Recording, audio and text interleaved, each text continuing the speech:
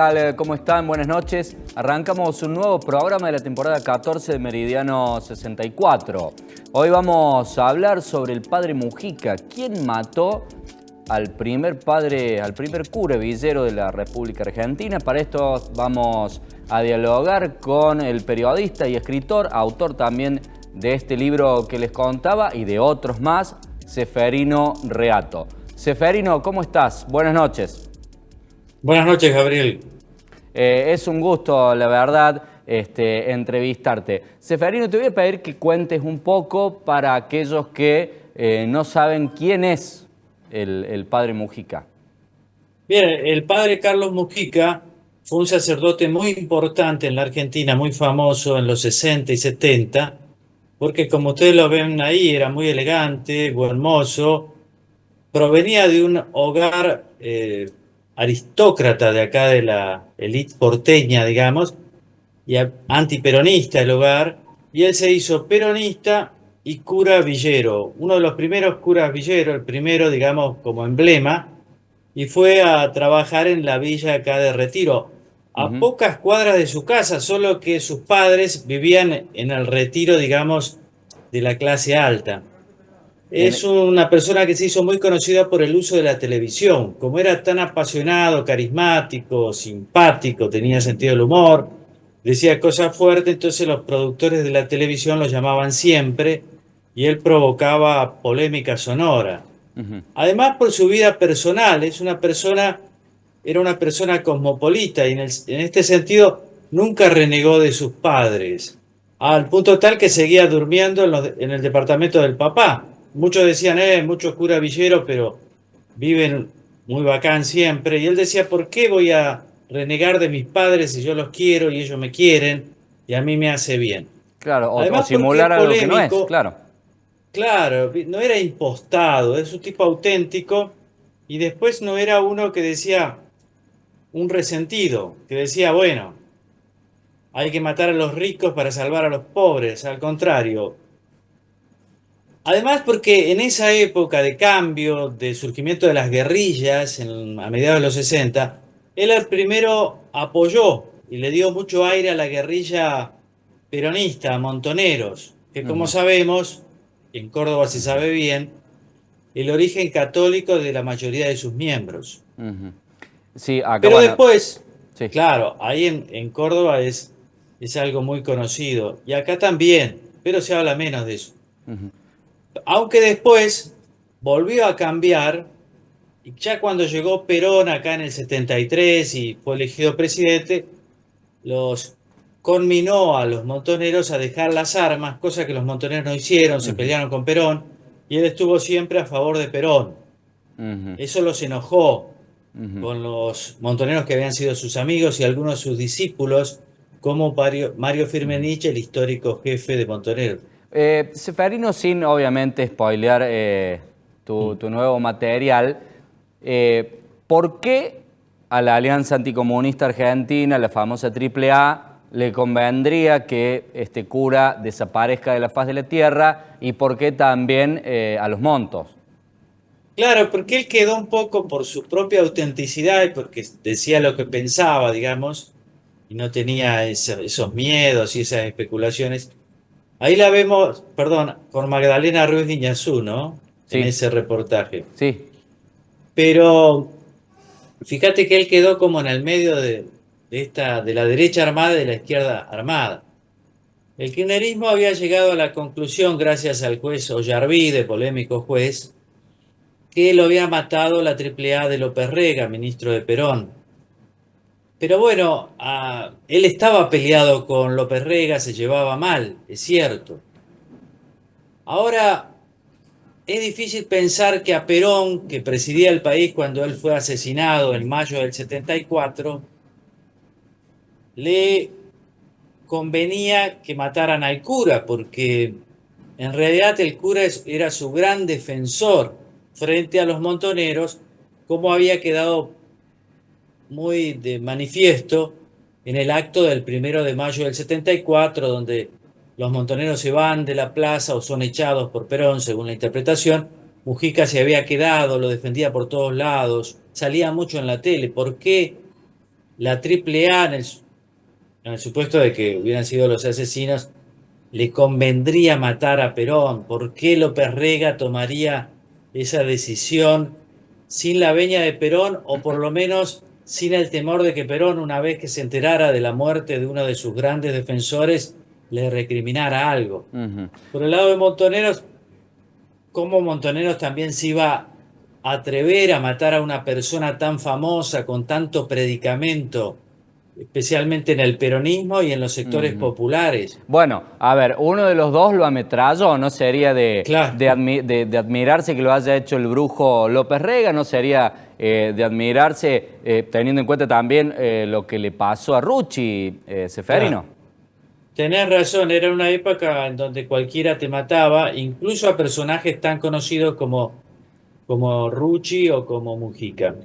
Lo Ujú, cierto es que ahí yo analizo bien las hipótesis y bueno, ahí están varios capítulos dedicados a esto. ujú, El cura tiene un protagonismo fuerte porque es un personaje realmente extraordinario, ¿no? Desde su origen social hasta esa idea de que él convivía en distintos mundos, iba a la villa y buscaba trabajo para los villeros y era muy auténtico en eso, pero seguía manteniendo también sus relaciones, sus amistades, jugaba al fútbol, por ejemplo, porque le gustaba mucho el fútbol, era fanático de Racing y los apellidos de sus compañeros de equipo eran los de siempre: Bécar Varela, Anzorregui, Acevedo, es decir, Tesanos Pinto, hijo de la aristocracia porteña. ujú, Además, él cambió y cambió en otros aspectos. Por ejemplo, él, como tantos curas villeros y como también los militantes montoneros, eran partidarios de que los villeros de retiro se quedaran ahí y ujú, ahí construyeran sus casas. ujú, Vivían muy mal, ujú. mucho peor que ahora, ¿no? Bueno, a ver, Pero después claro, sí. Perón vino con otra idea. Perón decía, bueno, estos terrenos son para ampliar el puerto, vamos a mudarlos a departamentos chicos nuevos en la zona sur de la ciudad de Buenos Aires. Él al principio estuvo en contra, pero después, viendo que las familias estaban contentas, él dijo, no, si las familias están contentas, yo también. Y ahí se volvió a pelear fuertemente Ujú, con los ujú, montoneros y les dedicó palabras terribles, ujú. como personas que vivían de la miseria ajena, que no querían que los pobres progresaran, que hacían política con los pobres, algo bastante actual, ¿verdad? Ujú. Y ¿sabés qué, Seferino? Mientras contabas esto, estaba sacando la cuenta que hay 15 veces más pobres de los que había en Mm. aquellos momentos, con un 4, un 5% de la población y hoy un 60%. ¿Qué reflexión podemos hacer teniendo en cuenta este 48º aniversario del golpe? Bueno, yo creo que los montoneros en aquel momento, como otros grupos guerrilleros en la Argentina, pero no solo en la Argentina, sino en muchos lugares, ellos estaban convencidos de que por las armas podían hacer la revolución socialista y que el comunismo era mucho mejor que el capitalismo, que la sociedad consumista, capitalista, tradicional, conservadora, había que suprimirla. Los resultados son los que vos decís: hoy hay muchísimos más pobres que antes, y evidentemente ahí me parece que las guerrillas hicieron un mal cálculo. Hoy murió Roberto Perdía, que fue el número 2 de Montoneros, y realmente él en algún momento fue muy autocrítico, llegó a escribir, y a mí me lo dijo en un reportaje, yo lo puse en varios libros, que ellos cometieron un error grave al pelearse con Montoneros, y él dijo: Perón tenía razón cuando nos llamó imberbes en la Plaza de Mayo, ese acto al que yo hice referencia Ujú, antes. Éramos demasiado jóvenes. Y yo creo que ahí hubo un problema tremendo que derivó en esta situación, en mucha violencia. Después, con la dictadura, ya la violencia fue superior también. Y estamos hoy acá y estamos con problemas sociales, con una ujú, democracia muy valorada por ujú, todos, pero que realmente no ha podido solucionar el tema ujú. de la pobreza. Y Naturalmente eso que creo que es un gran problema. incluso la indigencia. Seferino, no quiero dejar de preguntarte cómo ves estos primeros 100 días de Milei, esta cuestión simbólica. Bueno, yo creo que es un resultado dispar. Me parece que Milei llegó un poco por descarte, casi sin partido, después de 2 años y medio de militancia política, ante el fracaso del peronismo, digamos, y del PRO y del radicalismo, de las fuerzas más tradicionales de la política. ¿Fracaso en qué? Fracaso en evitar que aumente la pobreza, fracaso en evitar que aumente la inflación. También porque una clase política me parece que se constituyó en corporación, en casta, muy preocupada por sus intereses, no por la gente. Me parece que todo eso explica el triunfo de Milei. Creo que Milei es un gobierno que será juzgado rápidamente por si baja la inflación o no. Creo que ese es el gran problema. Obviamente el discurso anticasta es muy fuerte, pero me parece que a la hora de la verdad, a la hora de ir al supermercado, uno ve los precios. Los precios están ahí. Si él logra bajar consistentemente la inflación, tendrá éxito. Si no lo logra, no tendrá éxito. Entonces, me parece que es un gobierno con un estilo muy particular que a muchos entusiasma, a sus seguidores, especialmente en las redes sociales, a otros no. Y vos lo Creo que englobás habla a mucho esto de de la la casta baja... y tiene razón, Sí. y ha hecho cosas en contra de la casta, Ujú. pero también es un discurso que a veces aparece como una cortina de humo. Mm. Por ejemplo, ciertas designaciones, postulación ahora del juez Lijo para integrar la Corte Suprema de Justicia, un juez super casta, digamos, Ujú. ¿no? Más Sí, casta no se consigue. claro. En fin, creo que... Y además es una persona que ha irrumpido muy rápido en el Ujú. ¿Pensás ecosistema que, político, eso es bueno. pensás, Pero Seferino, quería perdón, agregar esto, sí, sí, sí, ojo con los discursos que no respetan también la legitimidad del Congreso. A nosotros eso no nos gusta. ujú, Ya tuvimos una dictadura muy sangrienta y creo que somos capaces de valorar las cosas buenas de la democracia, que son muchas, y de pedirle a los ujú, políticos que corrijan otras. Por ejemplo, excesivo gasto público, que dejen de pensar en sus ujú, sueldos, sus dietas, sus ujú, secretarias o secretarios, ujú, sus asesores. ujú. Seferino, esto que hablas vos de la baja de la inflación, que teóricamente sería por julio, lo metes también con que se genere confianza en el gobierno, porque una cosa es que no haya inflación y otra cosa muy diferente es que la gente, que el inversor confíe en sacar sus dólares debajo del colchón, hablando del argentino, y que vengan los de afuera a invertir.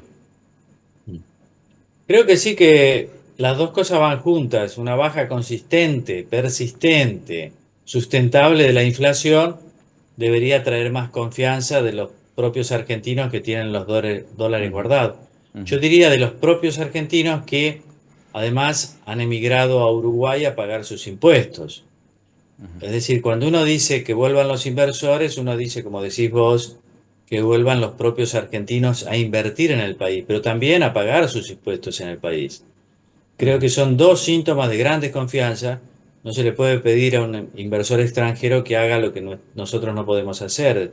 Mientras tengamos casi la mitad del PBI pagando impuestos en Uruguay, no vamos a tener ningún país normal. Mientras tengamos tantos dólares acolchonados, no vamos a poder tener un país normal. Las dos ujú, cosas van juntas porque la baja de inflación debería dar una estabilidad de precios, debería permitir bajar la carga fiscal, no en una provincia, sino en la nación toda, ¿no?